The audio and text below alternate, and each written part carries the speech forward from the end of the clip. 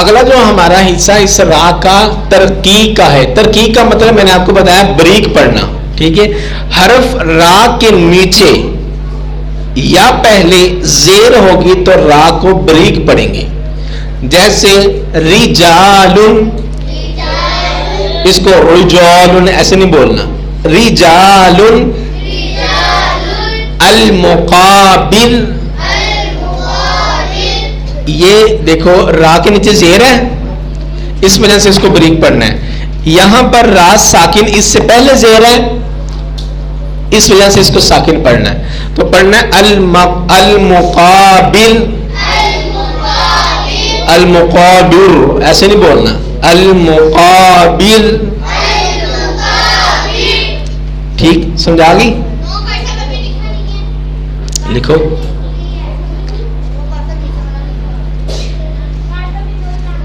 آگے ہمارا تجویدی قواعد میں سے سبق نمبر 52, حروف مقطعات.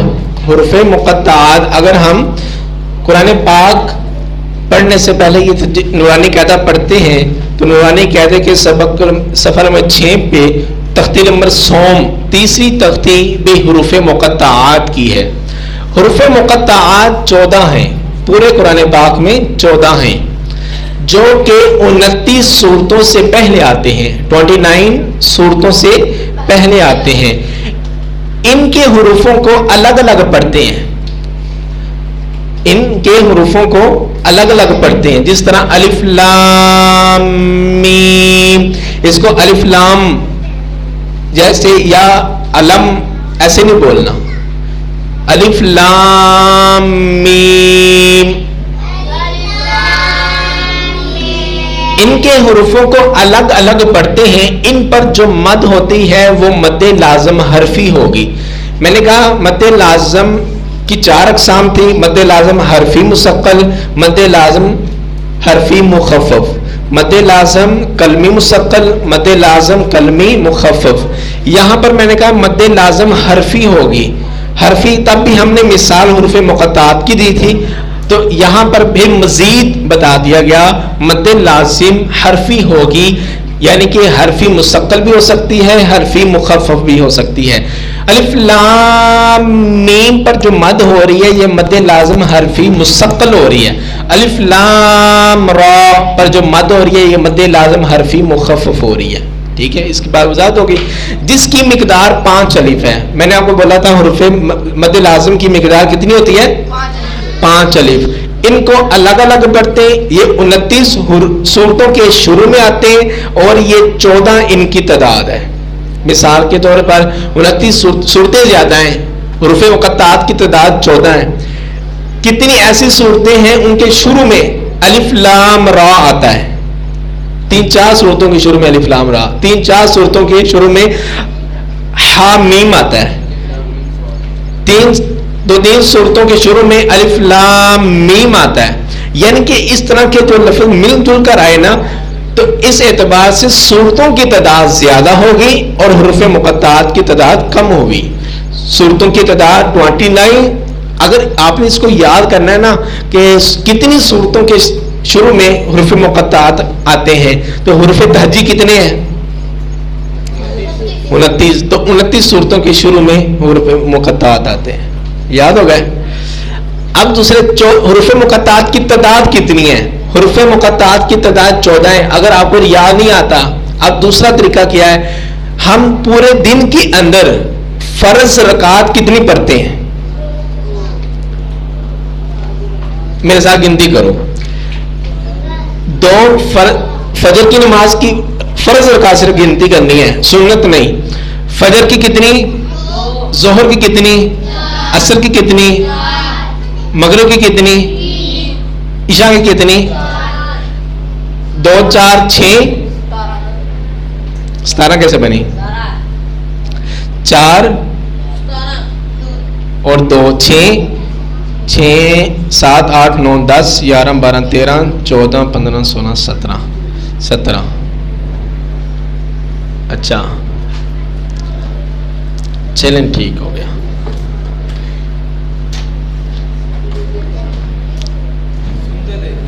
سنتے 12 ہیں حروف جو ہے نا سنتے موقدہ. چلیں گے, ان کی تعداد 14 ہے. کوئی ذہن میں تھا, پتہ نہیں آگے پیچھے ہو گیا. انا للہ و انا الیہ راجعون. ٹھیک ہے, یہ لکھ لیا, آپ نے نوٹ کر لیا کہ اگر آپ نے 29 دیکھنا ہے حروف تہجی کو دیکھ لو. 29 حروف تہجی ہیں تو 29 صورتوں کے شروع میں آئے گئے. ہاں, یہ جو سجدے ہیں قرآن پاک میں, جو سجدے آتے ہیں وہ ان کی تعداد 14 ہے. سجدے کتنے آتے ہیں؟ 14 آتے ہیں. ٹھیک ہے, یہ میں حروف مقطعات ریز کرتا ہوں. قرآن پاک میں جو سجدہ تلاوت آتے ہیں ان کی تعداد 14 ہے. سٹاپ. جو ہمارا سبق ہے یہ نون کتنی. میں نے آپ کو بتایا کہ نون کتنی, اس سے پہلے بھی ہم 2 نون پڑھ چکے ہیں. ایک کا نام ہے نون ساکن یعنی کہ نون جزم والا, دوسرے کا نام ہے نون تنوین, 2 زبر 2 زیر 2 پیش کو بھی نون تنوین کہتے ہیں. اب ہے نون کتنی. نون کتنی کس کو کہتے ہیں؟ بعض جگہ 2 کلموں کے درمیان, 2 لفظوں کے درمیان چھوٹا سا نون لکھا ہوتا ہے, اس کو کہتے ہیں نون کتنی. قرآن پاک پڑھتے جا رہے ہیں, درمیان میں چھوٹا سا نون لکھا ہوتا ہے. یہ نون وقف کی علامت نہیں ہے, یہاں پر رکنا نہیں, بلکہ یہ نون کتنی ہوتا ہے. اس کو ساتھ پڑھتے ہیں, عبارت کے اندر ساتھ پڑھتے ہیں. عربی قرآن پاک میں یہ نہیں ہوتا, عجمی قرآن پاک میں ہوتا ہے. اگر آپ نے اس پر وقف کرنا ہے تو نون کتنی کے بغیر اعتبار کرتے ہوئے پڑھیں گے.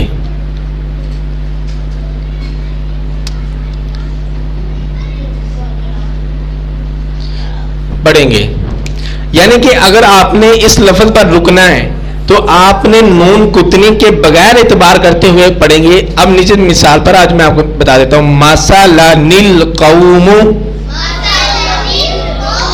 یہ چھوٹا سا جو نون لکھا ہوا ہے نا, اس کو کہتے ہیں نون کتنی. ٹھیک ہے, اگر ہم اس پر ماسالہ پر وقف کرتے ہیں, اس کو پڑھیں گے ماسالہ. ایسے نہیں پڑھیں گے ماسالن, ایسے وقف نہیں ہوگا. ماسالہ, پھر آگے پڑھنا ہے القوم, پھر درمیان سے نون کتنی گر جائے گا. اگر ہم نے 2 لفظوں کو آگے ملا کر پڑھنا ہے تو پھر پڑھیں گے مثلن القوم. آگے ہم نے پڑھا اگر آپ نے اس پر وقف کرنا ہے تو نون کتنی کے بغیر اعتبار کرتے ہوئے پڑھیں گے. اگر ساتھ ملا کر پڑھنا ہے تو نون کتنی کے ساتھ پڑھیں گے, جیسے مثلن القوم ہم نے پڑھا. آگے دوسری مثال ہے عدن اللاتی. عدن اللاتی, اگر ہم نے وقف کرنا ہے تو نون کتنی کے بغیر اعتبار کرتے ہوئے کریں گے, جیسے عدن. عدن. اور اسی طرح جب ہم نے ساتھ ملانا ہے تو پڑھیں گے عدن اللاتی. اگر وقف کریں گے تو پڑھیں گے عدن, تو اگلا جو حرف سٹارٹ کریں گے یہ اللاتی بولیں گے. میں نے کہا تھا آپ کو اگر شروع میں الف آ جائے بعد میں لام آئے گا تو اس الف پر زبر پڑیں گے.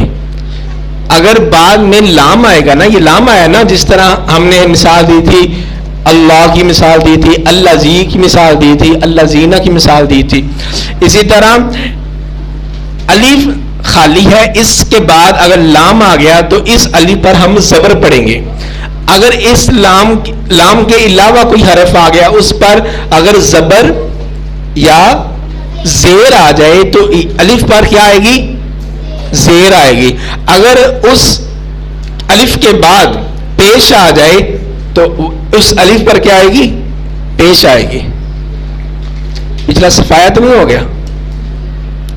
تو اس پر ہم زبر پڑھیں گے اللاتی. چلیں یہ نوٹ کر لیں. اگلا جو ہمارا سبق ہے یہ تلاوت کی اقسام. تلاوت کی 3 اقسام ہیں. پہلے کا نام ترتیل, حدر, تدویر. ترتیل کہتے ہیں جس طرح جلسوں کے اندر تلاوت کرتے ہیں قاری صاحب, سکون سے پڑھتے ہیں الحمد للہ رب العالمین. اس طرح تلاوت جو ہوتی ہے نا اس کو کہتے ہیں ترتیل. خوب ٹھہر ٹھہر کر پڑھنا. آگے دوسری قسم حدر. کیا ہے؟ حدر.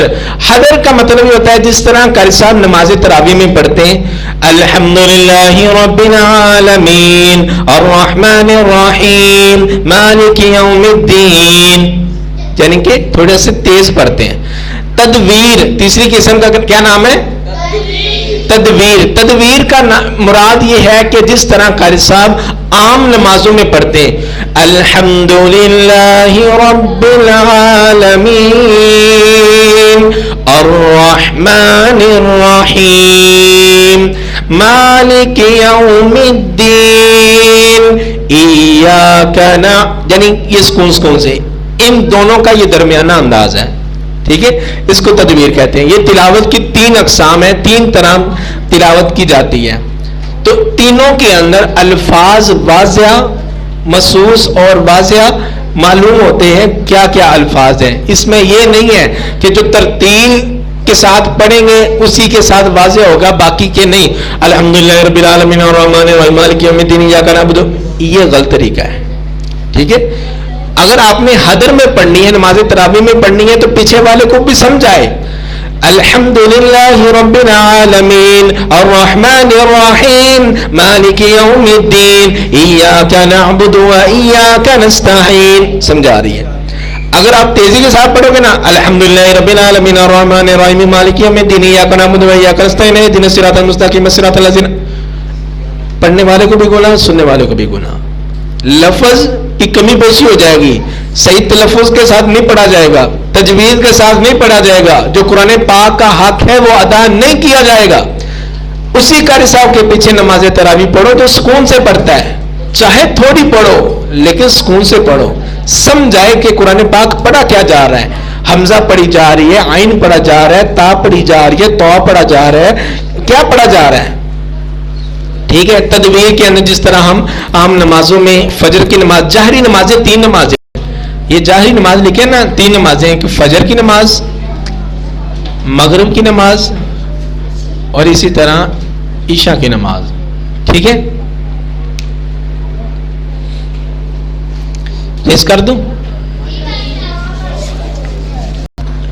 آگے ہمارا جو سبق ہے یہ لحن کی اقسام. لحن کی 2 اقسام ہوتی ہیں، ایک کا نام ہے لحن جلی، دوسرے کا نام ہے لحن خفی. لحن جو ہے، لحن سے مراد ہوتا ہے غلطی. ٹھیک ہے، لحن سے مراد ہوتا ہے غلطی. لحن جلی بڑی غلطی، واضح غلطی، اس سے مراد ہوتی ہے واضح غلطی. میں صاحب پڑھیں لحن جلی، اس سے مراد واضح غلطی.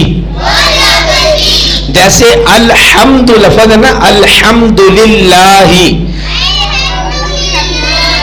اگر کوئی پڑھے الحمدللہ صاف معلوم ہو رہا ہے اس نے ہا کی بجائے ہا پڑھی ہے. الحمدللہ غلط لفظ ہے، الحمدللہ درست لفظ ہے. یہ ہے واضح غلطی، لفظوں کو آگے پیچھے کر دیا اس نے، لفظوں کو آگے، حرفوں کو تبدیل کر دیا. بعض دفعہ حرفوں کو بڑھا دیا جاتا ہے، الحمدللہ ایسے لمبا کر کے پڑھتے ہیں. ٹھیک ہے نا، یہ بھی غلطی ہے. یا لفظوں کو کم کر دینا، للہ للہ للہ للہ ایسے بولنا ہے، کھڑی زبر نہ پڑھنا. ٹھیک ہو گیا. اسی طرح لفظ الحمد ہے، ہم پڑھنا، اگر کوئی پڑھے الحمد، یہ بھی غلط ہے. حرکات کے آگے پیچھے کر دینا یہ بھی غلطی ہے. الحمد، اس سمجھا گئی اس کی لحن جلی واضح غلطی. لفظوں کو آگے پیچھے کر دینا، حرکات کو آگے پیچھے کر دینا. آگے ہے لحن خفی. لحن کا مطلب ہوتا ہے غلطی، خفی کا مطلب ہوتا ہے چھپی ہوئی، پوشیدہ غلطی. اس سے مراد پوشیدہ غلطی، جیسے انعمتا. اب اس نون پر کوئی اخفا کر دے، انعمتا، ہم نے پڑھا نا نون ساکن یا نون تنوین کے بعد اگر حرف ہلکی آ جائے تو آپ نے اظہار کرنا ہے. یہ نون ساکن کے بعد عین آ رہا ہے، حمزہ ہا، عین ہا، غین خا، اس میں اظہار کے اندر یہ جو حروف ہیں یہ حروف ہلکی آ رہے ہیں نا، عین، یہاں پر اظہار ہونا ہے، وہ اخفا اگر کر دے تو یہ غلطی ہوتی ہے. انعمتا درست ہے، انعمتا یہ غلط ہے. یہ کس کو معلوم ہوگا؟ اہل علم کو معلوم ہوگا. یہ کس کو معلوم ہوگا؟ جس طرح آپ نے تجوید کے لیسن پڑھے ہیں آپ کو معلوم ہوگا. اہل علم قراء حضرات کو یہ پتا چلے گا اس نے یہاں پر غلطی کر دی ہے. آگے دوسرا لفظ ہے اللہم. لفظ لام سے پہلے زبر یا پیش سے لام کو موٹا پڑھتے ہیں. اب وہ بندہ کہے اللہم بریک پڑے گا تو یہ لہن خفی ہوگی، چھپی ہوئی غلطی ہوگی. پڑھنے میں لفظ اس نے صحیح پڑھا ہے، لام پڑھا ہے، لیکن اس نے اس لام کو موٹا کرنے کی بجائے باریک پڑھا ہے. تو کس کو پتا چلے گا؟ اہل علم کو پتا چلے گا، آپ کو پتا چلے گا، کیونکہ آپ نے قواعد پڑھ لی ہے. اس کو یاد جب ہوں گے تب ہی وہ اس کو پتا چلے گا اس نے کہاں پہ غلطی کی ہے. ٹھیک ہو گیا؟ لہن کی دو اقسام وہ بھی آپ نے لکھ لی.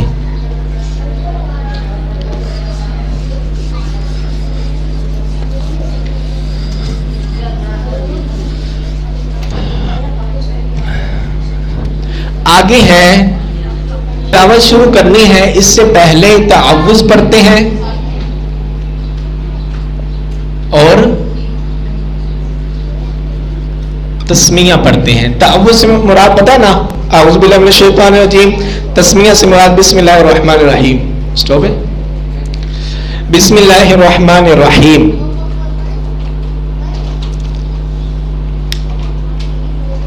سٹاپ کرو.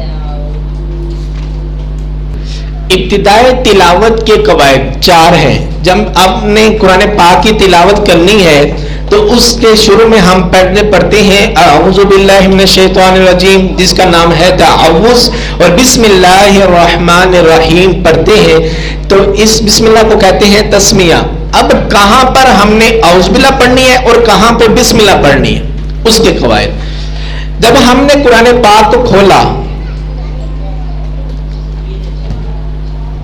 یہ میرے پاس قرآن پاک ہے، میں نے قرآن پاک کو کھولتا ہوں، تلاوت کرنے لگا ہوں، تو ابتدائے سورت، ابتدائے تلاوت یعنی کہ تلاوت کی میں ابتدا کرنے لگا ہوں اور سورت کی بھی ابتدا کرنے لگا ہوں. پھر مجھے تعوذ بھی پڑھنا ہے، تسمیہ بھی پڑھنا ہے. جیسے اعوذ باللہ من الشیطان الرجیم بسم اللہ الرحمن الرحیم الحمدللہ رب العالمین. سورت کا آغاز کیا، میں نے اعوذ باللہ بھی پڑھی، بسم اللہ بھی پڑھی. اب میں سورت کا آغاز کرنے لگا ہوں، تلاوت کرنے لگا ہوں، تلاوت کا آغاز کرنے لگا ہوں، لیکن میں سورت کے شروع میں نہیں کرنے لگا، سورت کے درمیان سے کرنے لگا ہوں. یہاں پر تعوذ ضروری ہے، تسمیہ میں اختیار ہے. تسمیہ اگر پڑھنا چاہتے ہو پڑھو، اگر نہیں پڑھنا چاہتے نہ بھی پڑھو، اس میں اختیار ہے. تعوذ ضروری ہے. مثال کے طور پر اعوذ باللہ من الشیطان الرجیم، درمیانے صورت میں پڑھ رہا ہوں لیکن تسمیہ نہیں پڑھوں گا کیونکہ تسمیہ میں اختیار ہے. اہدنا الصراط المستقیم صراط الذین انعمت علیہم، یہ تسمیہ کے علاوہ پڑھا. اب ہم پڑھتے ہیں تسمیہ کے ساتھ. ابتدائی تلاوت اعوذ باللہ من الشیطان الرجیم بسم اللہ الرحمن الرحیم اہدنا الصراط المستقیم. سمجھا گئی؟ الحمدللہ یہدیکم اللہ ویصلح بالکم. یہ ہم نے پڑھ لیا.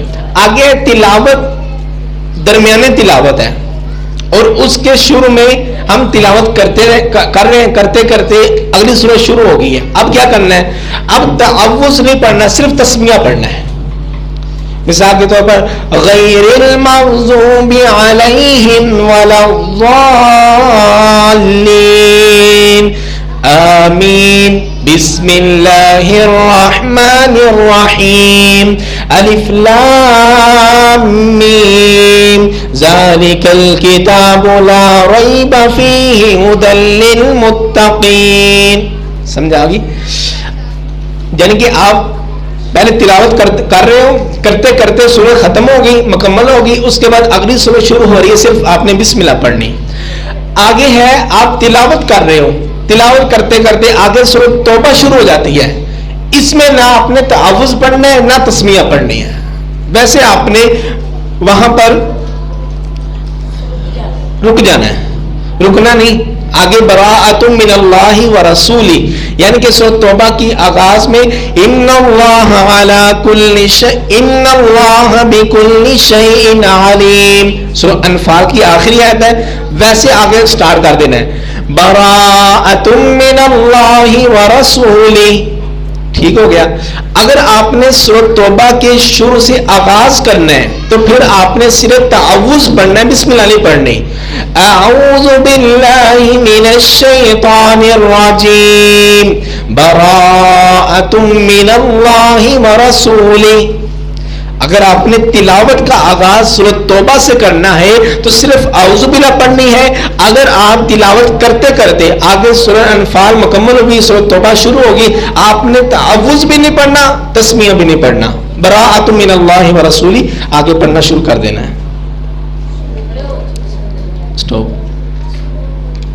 سے روایت ہے کہ اگر مکیہ صورت مدنیہ صورتوں کا اسلوب مکیہ صورتوں کے اندر نازل ہو جاتا، یعنی کہ مدنیہ صورتوں کے اندر احکام نازل ہوئے نا، اگر یہ احکام شروع کے اندر نازل ہو جاتے، مکیہ کے اندر نازل ہو جاتے، مکہ کے اندر نازل ہو جاتے، تو لوگوں نے اسلام قبول نہیں کرنا تھا.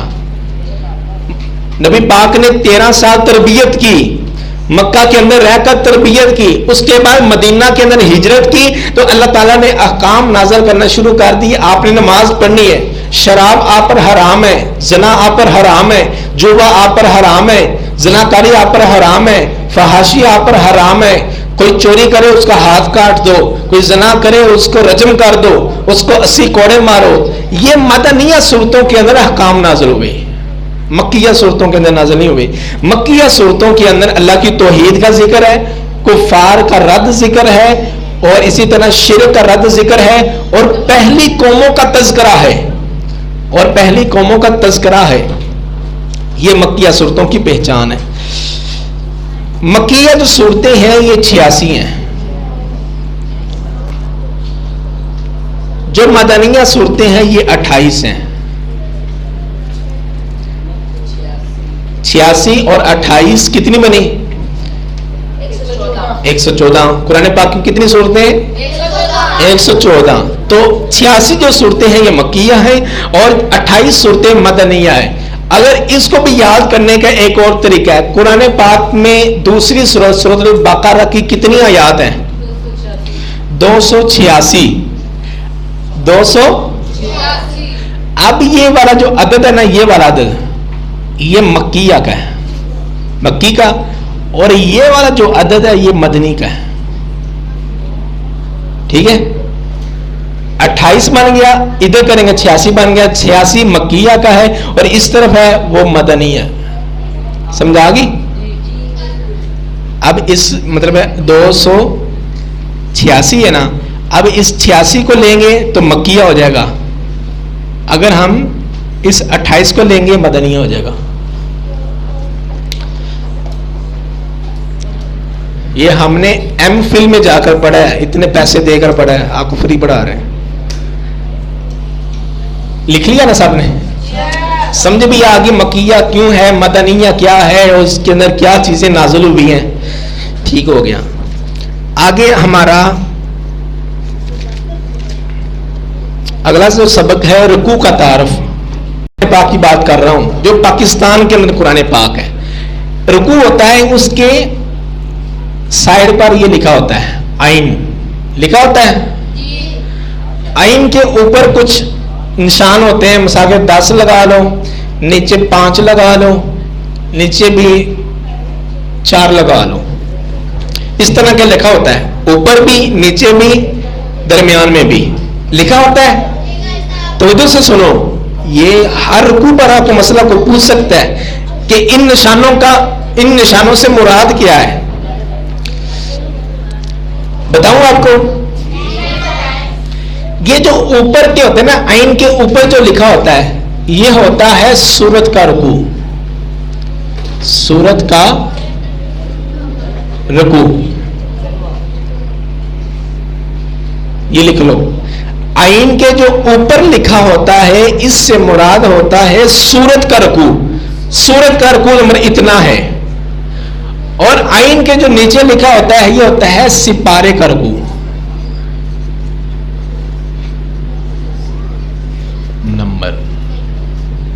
نمبر ٹھیک ہو گیا. جو نیچے لکھا ہوتا ہے یہ سپارے کا رکوع نمبر ہوتا ہے. جو آئین کے اوپر لکھا ہوتا ہے یہ سورت کا رکوع نمبر ہوتا ہے.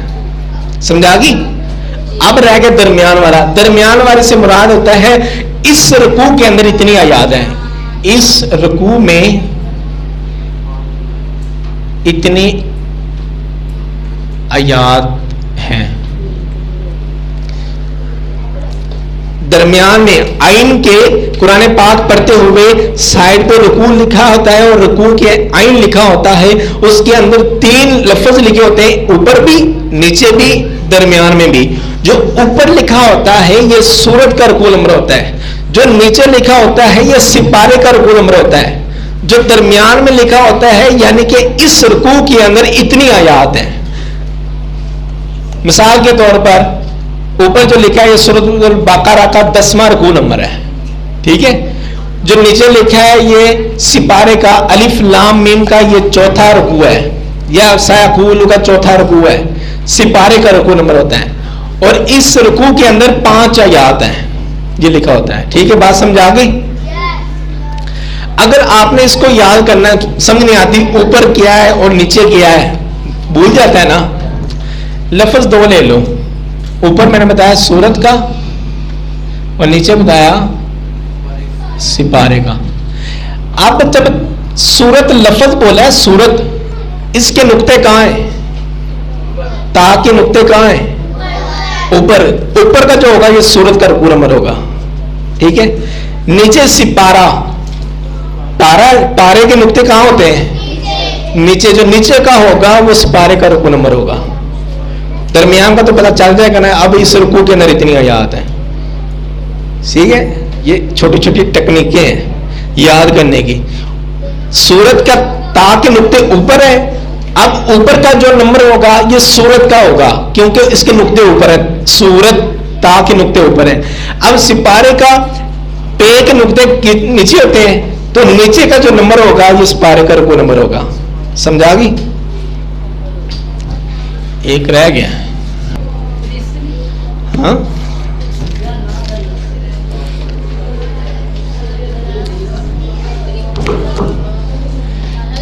ایک پارے کی تقسیم, ایک پارے کی, یہ سب نوٹ کر رہے ہو؟ بڑی فائدے والی چیز ہے. سیدھے ہو کر بیٹھو. ایک پارے کی تقسیم 4 اعتبار سے ہوتی ہے. الربع, النصف, الثلاثہ, مکمل. اس سے مراد ہوتا ہے 1 پاؤ, اس سے مراد ہوتا ہے آدھا, اس سے مراد ہوتا ہے 3 پاؤ.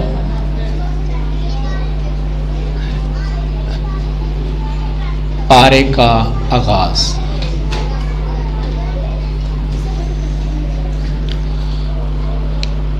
ایک سپارے میں جو تقسیم ہوتی ہے وہ 4 اعتبار سے ہوتی ہے. ہرون چل رہا ہے.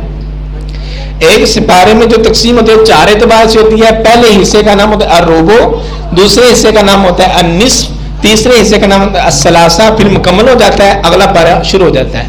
الربع کا مطلب ہوتا ہے کہ 1 پاؤ, ایک حصہ ہو گیا. نصف کا ہوتا ہے کہ 2 پاؤ, مطلب کہ آدھا سپارہ ہو گیا. الثلاثہ سے مراد ہوتا ہے کہ 3 پاؤ, اس پارے کے 3 حصے مکمل ہو گئے. جب سپارے کا آغاز ہوتا ہے اس سے مراد یہ ہوتا ہے کہ پچھلا سپارہ ہمارا مکمل ہو گیا. ٹھیک ہو گیا.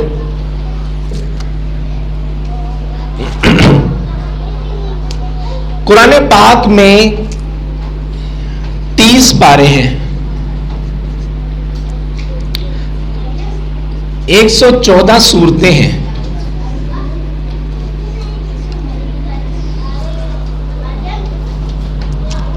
114 सूरतें हैं, 558 रुकू हैं।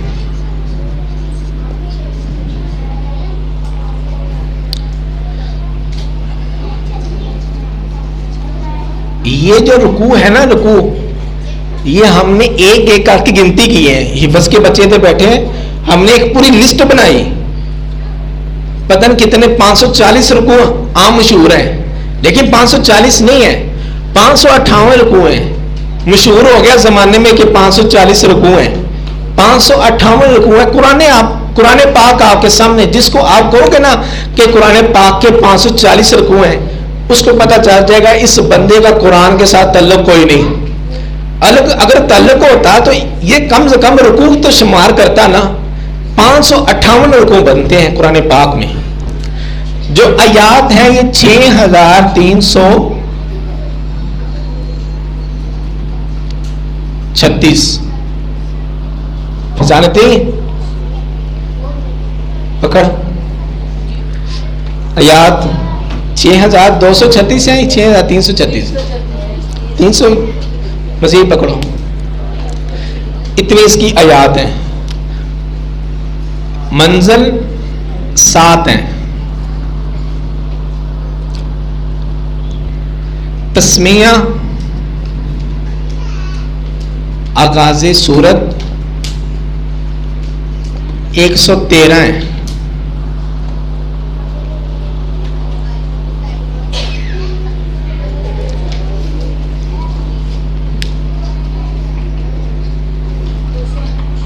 दो 236 है ना।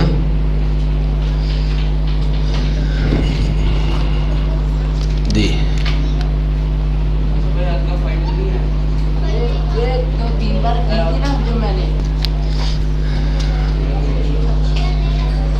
कुरान पाक में जो आयात है ये 6236 है, 6666 नहीं है। 6000 जो मशहूर हुआ है ना कि कुरान पाक में ये आयात है 6666, ये नहीं। हमने रुकूओं को भी शुमार किया, आयात को भी शुमार किया, और इसी तरह मजीद जो कुतुब की और इसी तरह दूसरे कुरान पाक की कुतुब लिखी गई हैं उसके अंदर भी हमने देखा कि जो पाकिस्तान के अंदर रवायत हफ्स के अंदर जो कुरान पाक मौजूद है, इसकी जो आयात है ये 6236 आयात है टोटल।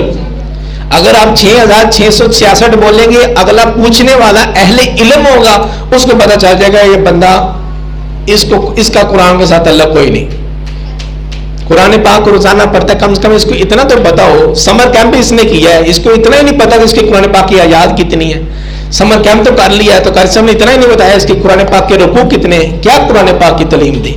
आपको ये पता होना चाहिए कुरान पाक में 30 पारे, 114 सूरतें, 558 रुकू हैं, आयात 6236 हैं, मंजिलें इसकी 7 हैं। कुरान पाक में जो आगाज़े सूरत पर तस्मिया लिखी हुई है बिस्मिल्लाह, वो 113 है। कुरान पाक के अंदर 114 बार तस्मिया आया है, लेकिन सूरतुल तौबा से पहले बिस्मिल्लाह नहीं आया। इस एतबार से आगाज़े सूरत पर जो तस्मिया है वो 113 मरतबा आया है। और कुरान पाक आसमानी कुतुब में से आखिरी किताब है। आसमानी कुतुब में से आखिरी किताब और मुकम्मल अकमल है। ला रईबा। आसमानी किताबों में से ये आखिरी किताब है। तौरात, जबूर, इंजील ये पहली किताबें, और आखिरी किताब अल्लाह ताला ने कुरान पाक को नाजिल किया, और ये कामिल है, अकमल है। इसके अंदर मजीद कोई गुंजाइश की जरूरत नहीं। और दूसरी बात ला रईबा है, इसके अंदर कोई शक भी नहीं, गलती भी नहीं। ये कुरान पाक की ऐसी किताब है। पहली जो किताबें हैं अल्लाह ताला ने किताब की सूरत में इस तरह नाजिल फरमाई, तख्तियों पर लिखकर, कोहे तौर पर नाजिल फरमाकर, इस तरह कुरान, इस तरह वो किताबें नाजिल होगी, ऐसे नाजिल होगी आसमान से दुनिया की तरफ। ये अल्लाह ताला ने कुरान पाक को नाजिल किया। इसकी बाज आयात بعض صورتیں یہ کتاب کی صورت میں نازل نہیں ہوئی بلکہ اللہ تعالیٰ نے حضرت جبرائیل کی ڈیوٹی لگائی، ایک ایک آیت کو، ایک ایک صورت کو جتنا حصہ اللہ تعالیٰ نے مقرر کیا وہ اتنا حصہ نبی کریم صلی اللہ علیہ وسلم کے قلب اطہر پر وہ نازل فرماتے، ان کو نبی کریم صلی اللہ علیہ وسلم کو یاد ہو جاتا۔ قرآن پاک لینے کے لیے نبی پاک کوئی غار ہیرا میں نہیں گئے، کوہ طور پر نہیں گئے، غار سور میں نہیں گئے، نبی پاک جہاں جاتے اللہ کا قرآن نازل ہو جاتا۔ نبی کریم صلی اللہ علیہ وسلم جس طرح ساری کائنات کے سردار ہیں، ساری کائنات کے رسول ہیں، ساری کائنات کے پیغمبر ہیں، ساری کائنات کے ہادی ہیں، اسی طرح اللہ تعالیٰ نے آپ پر جو نازل ہونے والی قرآن ہے اس کو بھی تمام کتابوں کا سردار بنا دیا ہے، تمام امت کے لیے کامل بنا دیا ہے۔ اب قرآن پاک صرف اللہ تعالیٰ نے نازل نہیں فرمایا، قرآن پاک کے ساتھ اس کی تفسیر نبی کریم صلی اللہ علیہ وسلم کو بھیج کر فرمایا کہ یہ قرآن پاک ہے، اب اس کو سمجھائے گا کون؟ نبی کریم صلی اللہ علیہ وسلم۔ ان کی باتیں احادیث کی صورت میں ہمارے پاس موجود ہیں۔ اگر یہ کوئی کہے کہ قرآن پاک ہماری نجات کے لیے، قرآن پاک ہمارے پوری زندگی کے لیے کافی ہے تو بات مکمل نہیں ہے۔ نبی کریم صلی اللہ علیہ وسلم کی باتوں کو ساتھ ملایا جائے گا تو قرآن کی تفسیر ہوگی۔ اگر ہم اس قرآن پاک کو بغیر احادیث کے جوڑے بغیر اس کی تفسیر کو سمجھ ہی نہیں سکتے۔ قرآن پاک نے فرمایا کہ آپ نماز قائم کرو، اقیموا الصلاۃ، نماز قائم کرو، زکوٰۃ ادا کرو۔ قرآن پاک میں کہیں جگہ نہیں آتا کہ آپ نے قیام کرنا ہے، پھر رکوع کرنا ہے، پھر سجدہ کرنا ہے، یہ احادیث بتاتی ہے، یہ احادیث بتاتی ہے۔ قرآن پاک نے فرمایا وآتوا الزکاۃ، زکوٰۃ ادا کرو۔ اب زکوٰۃ کب ادا کرنی ہے؟ ایک سال کے بعد دینی ہے؟ کب دینی ہے؟ کتنی زکوٰۃ دینی ہے؟ کس کس میں زکوٰۃ دینی ہے؟ یہ احادیث بتائے گی۔ قرآن پاک کے بغیر، احادیث کے بغیر قرآن پاک کی تفسیر کرنا غلط ہے، اور اس قرآن پاک کی تفسیر نبی پاک کے بغیر سمجھی نہیں جا سکتی۔ اگر اللہ تعالیٰ نے نبی کریم اگر قرآن کو کامل بنایا ہے، صرف قرآن پاک کو ہی نازل فرما دیتے، لوگ پڑھ پڑھ کے اپنے معاملات کو درست کرتے، لیکن نہیں، فرمایا قرآن پاک کے ساتھ نبی کریم صلی اللہ علیہ وسلم کی ذات مبارکہ اس کی تفسیر ہے، اور فرمایا کہ اطیعوا اللہ و اطیعوا الرسول۔ آپ نے ایک ہاتھ میں قرآن کو پکڑنا ہے اور دوسرے ہاتھ میں حدیث کو پکڑنا ہے۔ اب فرمایا کہ اطیعوا اللہ و اطیعوا الرسول، اب اللہ کی بھی اطاعت کرنی ہے اور رسول کی بھی اطاعت کرنی ہے۔ اگر ان دونوں کے علاوہ مثال کے طور پر اب اللہ کی اطاعت تو کرتے ہو، رسول کی اطاعت نہیں کرتے، وَلَا تُبْطِلُوا أَعْمَالَكُمْ، تمہارے اعمال ضائع کر دیے جائیں گے۔ جب انسان نے قرآن پڑھا، اب اللہ تعالیٰ نے حکم دیا نماز پڑھو، اب کیسے نماز پڑھے گا؟ کیسے نماز پڑھے گا؟ اب تو کہنے والے یہ کہتے ہیں کہ دعا کرنا بھی نماز ہے، اللہ کی سوچ میں رہنا بھی یہ بھی نماز ہے، وہ تو اس طرف لگائیں گے، غامدی فتنہ، دوسرے فتنے۔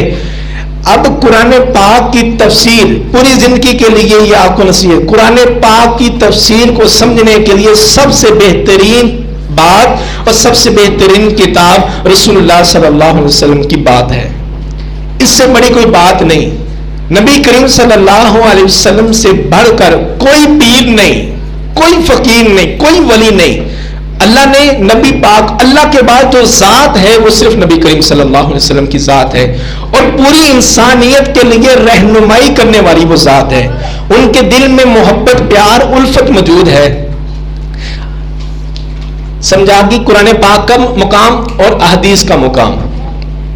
ہمارا الحمدللہ تجوید کا جو کورس ہے 60 اسباق مکمل ہو گئے۔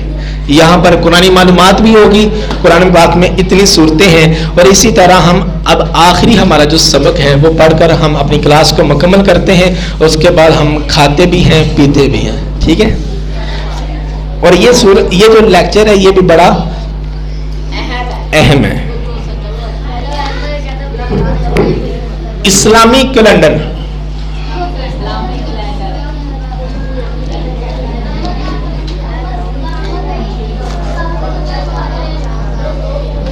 مارچ، اپریل، مئی، جون، جولائی، اگست، یہ اسمی مہینوں کے نام ہیں، اور اسی طرح جو دوسرے پنجابی مہینے ہیں ساون، جیٹھ، ہار، مکر، وہ والے، وہ پنجابی مہینوں کے نام ہیں۔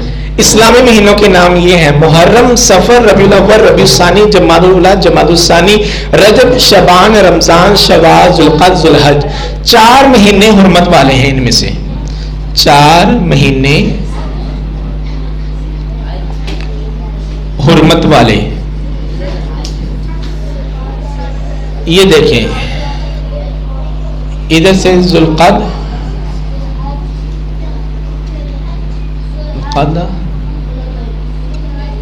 ذوالحج، آگے محرم، یہ رجب 7واں مہینہ رجب۔ یہ 4 مہینے حرمت والے ہیں۔ 3 اکٹھے آتے ہیں، ذوالقعدہ، ذوالحج اور محرم، اور 7ویں نمبر پر آتا ہے رجب۔ یہ 4 مہینے حرمت والے ہیں۔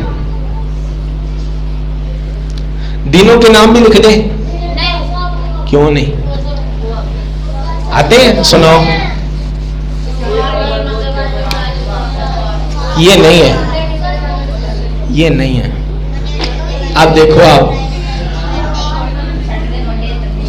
یوم السبت، یوم السبت کا مطلب ہوتا ہے ہفتہ، یہ لکھو۔ یوم الاحد، اس کا مطلب ہوتا ہے اتوار۔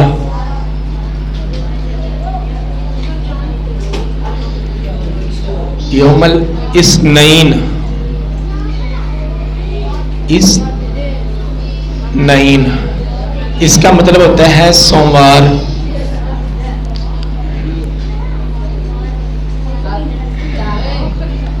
یوم الثلاثہ، ثلاثہ، اس سے مراد ہوتا ہے منگل۔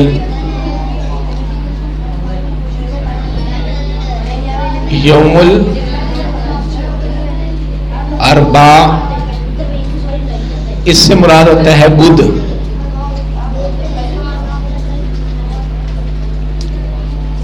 یوم الخمس، اس سے مراد ہوتا ہے جمعرات۔ آگے ہے یوم الجمعہ، اس سے مراد ہوتا ہے جمعہ۔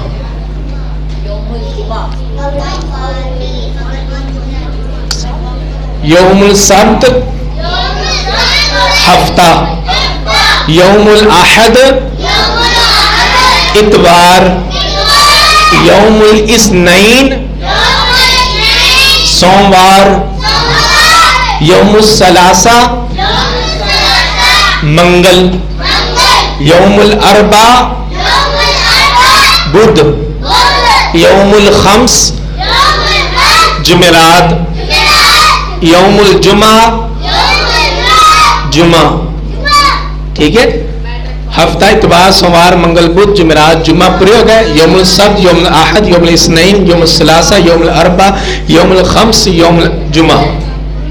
یہ ہے دنوں کے نام عربی میں۔ مہینوں کے نام بھی عربی میں ہم نے سیکھ لیے۔ اب جب مہینہ شروع ہوتا ہے، عربی جو مہینہ شروع ہوتا ہے یہ چاند دیکھنے پر شروع ہوتا ہے۔ رمضان کا ہم چاند دیکھتے ہیں نا تو رمضان شروع ہو جاتا ہے۔ عیسوی کے اندر انگریزی اعتبار سے رات کے 12 بجے ٹائم اگلا دن شروع ہوتا ہے، رات کے 12 بجے اگلا دن شروع ہوتا ہے۔ اور اسی طرح جو اسلامی طور پر جو دن کا آغاز ہوتا ہے، اگلا دن شروع ہوتا ہے، وہ مغرب کے ٹائم شروع ہوتا ہے۔ مغرب کے ٹائم ہم چاند دیکھتے ہیں تو رمضان شروع ہو جاتا ہے۔ مغرب کے ٹائم ہم چاند دیکھتے ہیں تو پھر ہم عید کا چاند یعنی کہ عید مناتے ہیں اگلے دن۔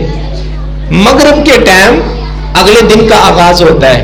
تو ہم نے جب چاند دیکھنا ہے تو چاند دیکھنے کی بھی دعا پڑھ لیں، اللہم اہلہ علینا بالامن والایمان والسلامت